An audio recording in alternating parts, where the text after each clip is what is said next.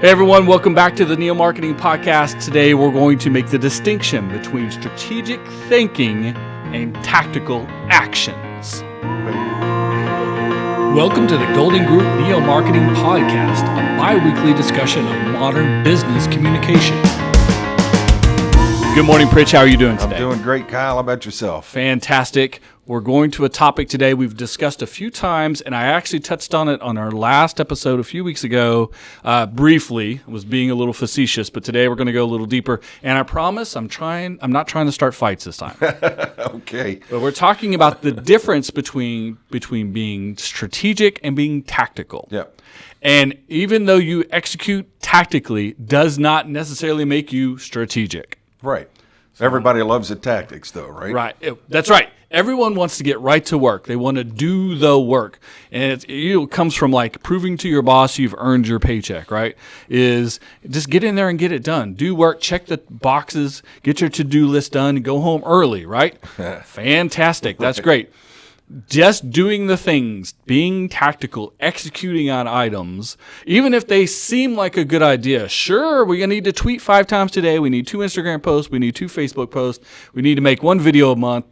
Great. Sounds fantastic. That's still not strategic. Nope, not at all. Why? Right? Exactly. Why are you doing it? Who are you doing it for? What measurement are you trying to move forward? And how does this fit into the grand scheme? And I do mean grand. I mean the 50-year plan, the 25, the 10, the 5, the 18-month, the 12-month, the 6-month, the quarter.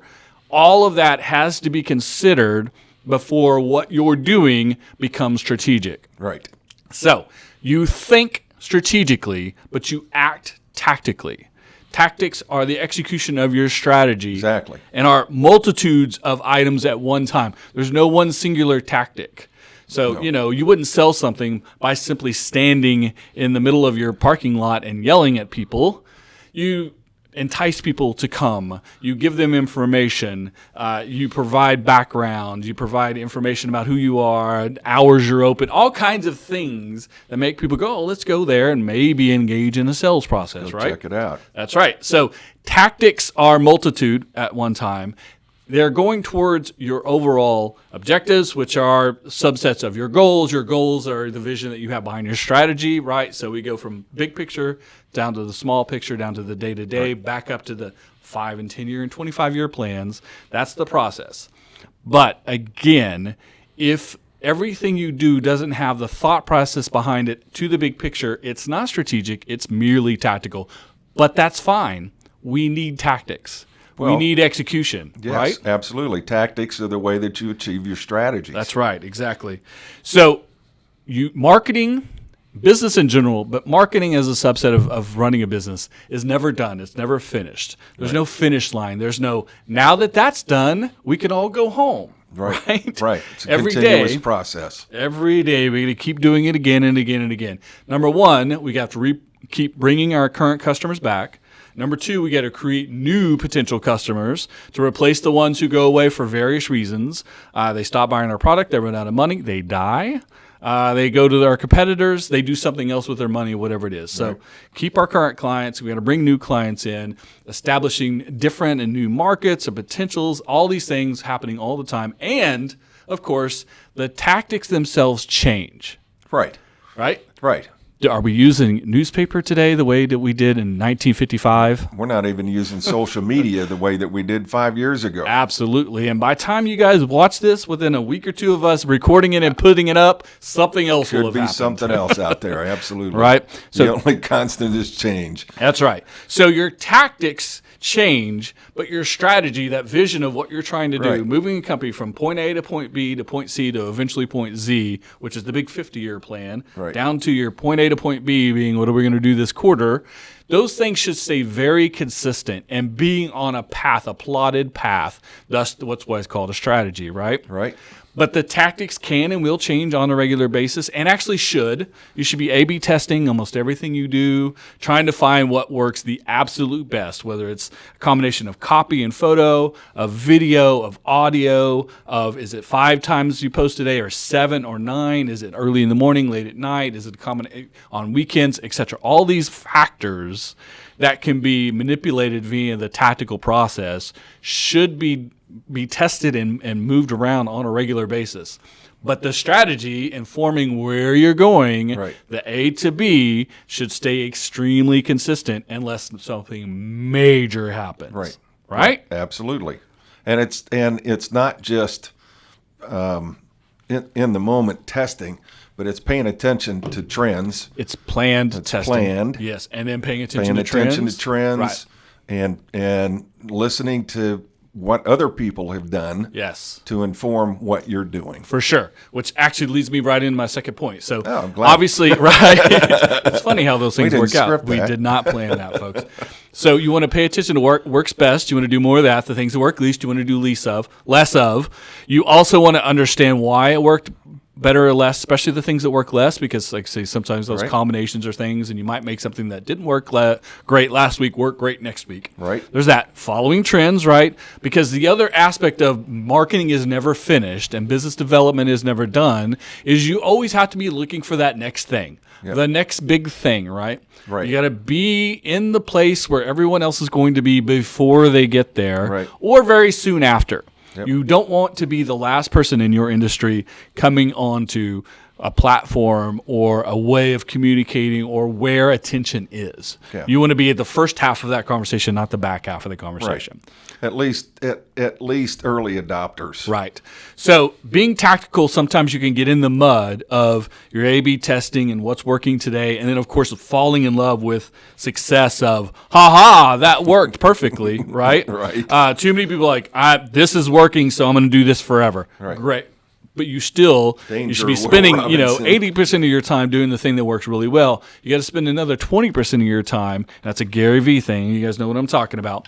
Playing with the other things and looking for the potential for that, looking for the next big thing. Right. Because the next big thing will come along. Like I said, Absolutely. we're not using newspaper like we did in 1950. We're not using TV like we did in the 70s and 80s. We're not using radio the same. We're not using the internet the same. We're not using social media the same as we did 2 years ago. Right. And eventually we won't be doing any of the things we're talking about today the same way. Someone 5 years from now is going to go, those guys are way behind. Well, we're talking about what's happening today, Right. not in 5 years, but also not 5 years in the past. Right. Right. So Exactly. always be trying to figure out what that next big thing is. One of the ways that you do that, one of the ways you create opportunities to be on other platforms, multiple, because it can be overwhelming, right? How many platforms are there? Right. How many digital channels are there? How many Right. analog channels are there? Which ones should I be in, right? Yep. Well, the real answer is you should be on everything, which sounds a little crazy because it sounds like, well, how many millions of dollars do I need for that, right? Right. But the key, and this is mostly for digital, but it can apply to your traditional marketing as well, is creating content that you can reuse multiple times in multiple ways specific to each channel that you're using. Right. Too many people fail at, we're going to do a photo shoot because we need the photos. And they think of a photo shoot and the photography and using the photography in print or on their website or in social media posts. That's fine. But there's so much more that can come from that content creation. Right. There's documentation of the process. There's shooting video of the photo shoot. There is taking that video and using it as video, 1 minute for Instagram, full length for YouTube or Facebook, snippets for Twitter, etc. But then you make little bits that become GIFs, animated GIFs, or become snippets of, 5 and 10 seconds that allude to the 1 minute, that allude to the 5 minute, that allude to the 10 minute, etc. Pulling audio for things like podcasts and what we're doing here, etc. All of these things, if you think about it, anytime you're creating content, how does this work as a transcript in text? How does it work with a visual representation, whether the actual picture or video of us making it, or a piece of stock photography, or an abstract image, or something else that correlates to the idea or theme? Right. And then how can it be used multiple times? Don't just use it one time, but multiple times across multiple formats specific to each one. And if you get into that mindset, the idea of being on every platform and in every channel at all times with all the things you're doing becomes a little bit more manageable. You can't saying all is still quite a task, right? But if you approach it as, I need to squeeze the max out of this content creation, and realize I'm going to utilize it not today, but for a long time and across multiple channels, platforms, etc. And you plan accordingly if you strategically place yourself in those I wanted situations. to get you back there. Then you are able to take a basic theme of what you're trying to communicate, Right. who you are, why you do what you do, why your audience should be engaged and involved, why they should care, why they want to do business with you. Right. All of those things that we want to communicate. And that's right? strategic thought. Right, that's strategic thought right there. So when you do that, but you do it with a tactical application knowledge, you have to have both. Think strategically, act tactically. Then it really works effectively and efficiently. So understand, your tactics work best when you have strategy behind them. Yep. And your strategy gets executed the best, actually achieves what you're trying to achieve, makes the movement you're trying to move with your audience and your industry, etc., even with your employees and everyone involved, with your collaborators, etc. All those things happen when your tactics are executed at a really high level. The two of them work in concert. Yeah, absolutely. So that's my big rant. That's my big thing. I get on people, like I start fights about just because you're being tactical, you're not being strategic, because my focus in life is being strategic. That's my skill set, and that's where I focus what I provide for my clients and customers down to the execution level, and I help them figure out how to execute the way we were just discussing. Right. Be effective, efficient, etc. But too many people who are very singularly tactic and is sort of busy to be busy, then act like they're being strategic, and they're not. And it's not that I'm mad about them having a client I don't have. I don't really care about that. I want people being provided strategic services to understand the value of and what it does for the business to get a good service from a service provider, right. and for the businesses to move in the way that they should, so that they're successful, so that they keep employing people and employ more people and pay taxes, and all together our economic ecosystem is beneficial. That's the value of people understanding tactics and strategy. And when you hire someone to be a tactician and to execute, and when you hire someone before that to create strategy that will be effective and efficient, because at the end of the day, none of us have money to burn. Exactly so. Okay, Pritch, so I'm going to end today on give some tips of ways that people can be more effective and efficient in their tactics based on strategy. Number one, I really feel like people are missing the boat on video. You should be doing a lot more video. Right. Mostly because video now, because of smartphones, because of the size of cameras, GoPros, etc., it's cheap to do. You can edit it right on a phone, on a tablet, on any desktop computer. The idea, you don't have to have a production studio to produce video. Too many people think of, my video has to be Hollywood famous, right? It doesn't. It can be used gritty and gritty and raw. I was combining those two words poorly. As it needs to be, depending on your business, your brand, your message, etc. Right? And your stakeholders and then the theme. So behind the scenes and documentation of process can be very raw, where finished produced videos, if you have if you're an upscale product or service, if you're trying to approach a certain people in a certain way and attract their attention in a certain way, it has to be slick and smooth. But if you're down on the street level, grassroots, like, hey, come get this thing, it's cheap and convenient, it can be a lot more fast and real. Right. So it's all about understanding who you are, who your audience is, back to your strategy to decide what that tactic can be. But don't be afraid, and don't think you have to produce $1 million movie to utilize video. And use more of it. Yes. Okay. Number two, stop trying to just sell. It's not selling media, it's social media. Right. There's a reason they call it social media. That's right. Be social. Much like our last podcast, we were talking about listening. Yep. So in this case here, listen more than you talk. It's a two-way conversation. Don't just yell at people on the street corner. Don't be that guy or girl on social media.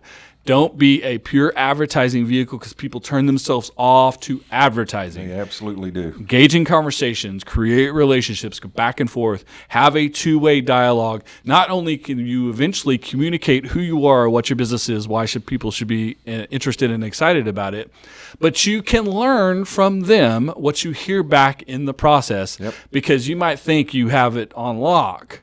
But if people don't understand it or don't get it or don't want it the way you're trying to give it to them, you have to change the process because perception is reality, even if it's wrong. Absolutely. So be more social on social media.